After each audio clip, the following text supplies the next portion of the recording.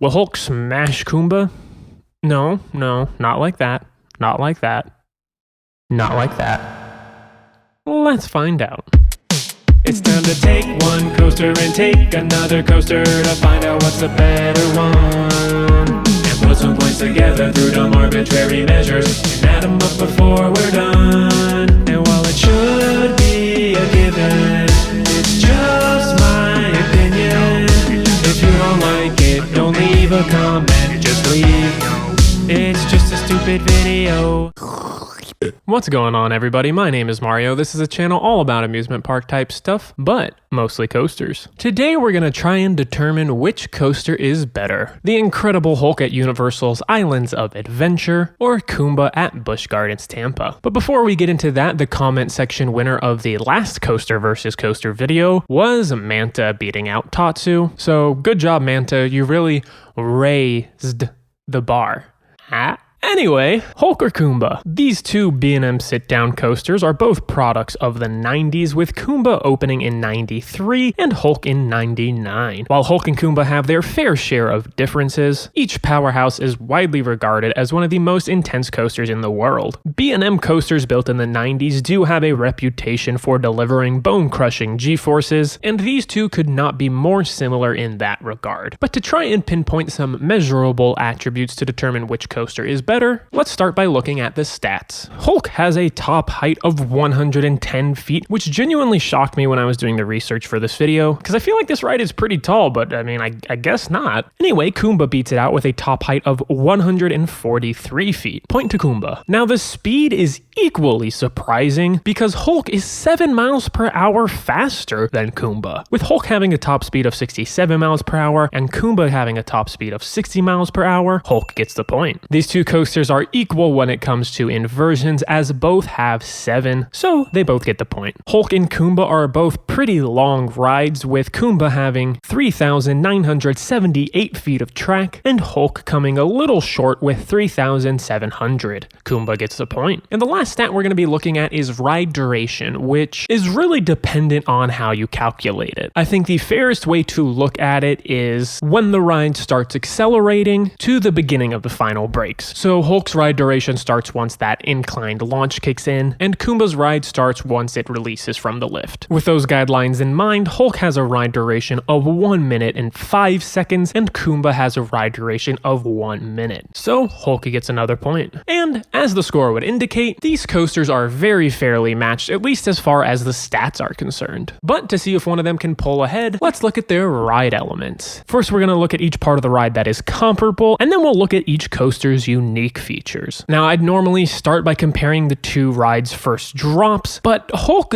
doesn't really have a first drop. It launches straight into an inversion which has a long pull-out, but it isn't exactly a traditional drop. Now, Kumba does have a traditional drop that is just okay, so if instead of looking at this category as which ride has a better drop, and instead looking at which coaster has a better method of acceleration, then Hulk has to get the point, no question. Next, we're going to look at each coaster's vertical loop, or in Hulk's case, its first loop. Kumba's loop is forceful and has great visuals with the track in the ground and the lift going through it. Hulk's vertical loop matches those visuals, being completely over water and ending in a foggy tunnel. It is the slightest bit more forceful, seeming to go a tad faster through the top of the loop. So, point to Hulk. Comparing the two coasters' zero G-rolls, both are truly incredible and feel like your soul is being ripped out of your body. In a good way, of course. Hulk's feels more fun because it comes immediately after the inclined launch, but if you isolate the element and look at just the zero G-roll specifically, I think Kumba's is a tad bit whippier and more intense. Kumba gets a point. Now for the Cobra rolls. Kumba's is super whippy, but where it falls short is the flow. This Cobra roll feels like multiple different elements stitched together as opposed to one continuous element. Hulk, on the other hand, still offers good whip in the element, while also smoothly and seamlessly flowing from one transition to the next. Hulk gets the point. Now, each coaster has 2 corkscrews, so let's first look at Kumba's. Kumba's corkscrews come after the mid-course brake run, thus the speed is hindered, thus resulting in 2 relatively tame and standard corkscrews. These corkscrews are interlocking, which is neat, but that serves the off-ride aesthetic much more than the on-ride experience. Now, Hulk has 1 corkscrew before the mid-course brake run and one after. And Hulk's first corkscrew completely blows Kumba's out of the water. It's a relatively small corkscrew taken at a high speed,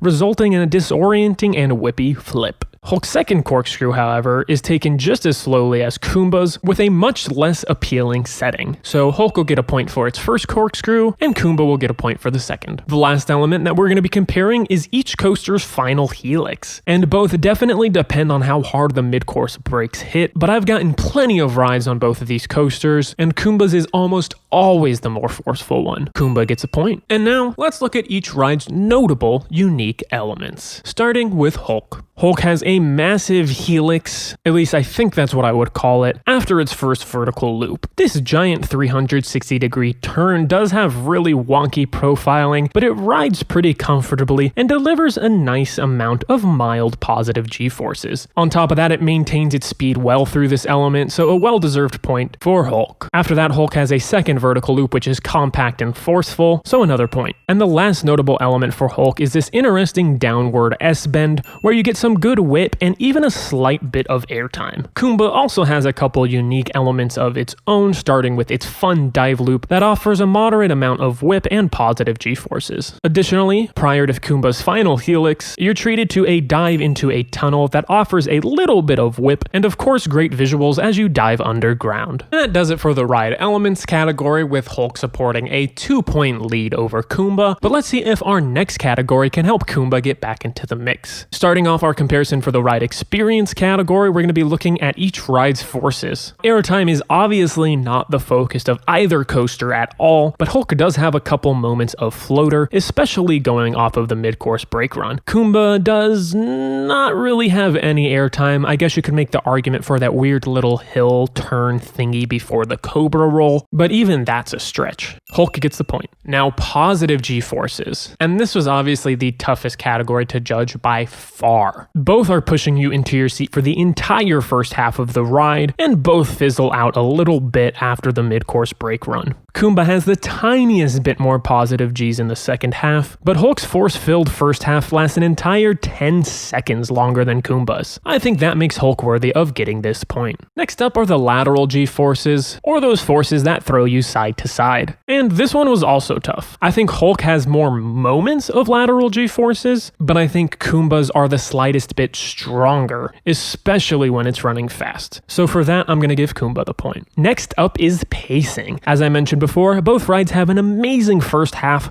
but die down quite a bit in the second. Now, Hulk does have that longer first half, and it kicks off the ride with a launch, all leading me to feel that Hulk has the slightly better pacing. So, Hulk, another point. And then there's intensity, which is another one that is almost impossible to say. But I do think I have to give the edge to Hulk, again, for pulling those positive Gs for a little bit longer. Next up is everybody's favorite arbitrary category, fun. This is obviously so subjective, but I do think Hulk takes this category as well, due to its onboard audio, theming in the launch tunnel, and various other special effects. And last but not least, as far as comfort is concerned, both are relatively smooth rides, especially for their age, but both can also shake you around a little bit. I do think Hulk is a tad bit smoother though, which would make sense as it recently had its entire layout replaced with new track. And ooh-wee, Hulk is in the lead right now, but let's see if the other category can help Kumba out a little bit. Looking at the appearance of each of these coasters, completely ignoring any theming, I like Kumba a little bit better. Hulk's paint job is fresh and the trains look super cool and it looks nice over the water as well, but Kumba is arguably the most picturesque coaster out there. Both rides also have a great setting, but Hulk is a little lackluster in its second half. On the contrary, Kumba carves through its lush green setting the entire time that you're riding it, so Kumba's gonna get the point. However, when it does come to actual theming, it's not even close because Hulk actually has some. And unfortunately, as far as operations go, this is also not a contest because Universal Orlando has some of the fastest operations in the world, with Hulk consistently having faster dispatches than Kumba. On a somewhat related and semi-impactful note, let's talk about loose articles. For Kumba, you do have to pay to put your bag in a locker, but you can at least bring your phone and other personal items into the line. For Hulk, you can't have anything on the ride, including your phone, leading to higher chances of human interaction, and let's be honest, who wants that?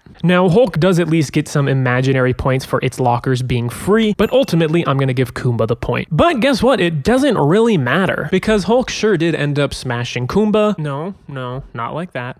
With a final score of 18-12. And I'm genuinely surprised that this is how the cookie crumbled, because I have these two coasters ranked very close together. So I am shocked to see that the gap in the final score is this big, but that's why this doesn't matter. But what does matter is your opinion. Go ahead and comment down below which coaster you think is better, and the winner will be announced in the next coaster versus coaster video. And if you liked this video, please make sure you give it a thumbs up, subscribe to the channel for more content like this, and make sure to tune in next time for the Incredible Hulk versus the actual Incredible Hulk. Should be a really interesting matchup.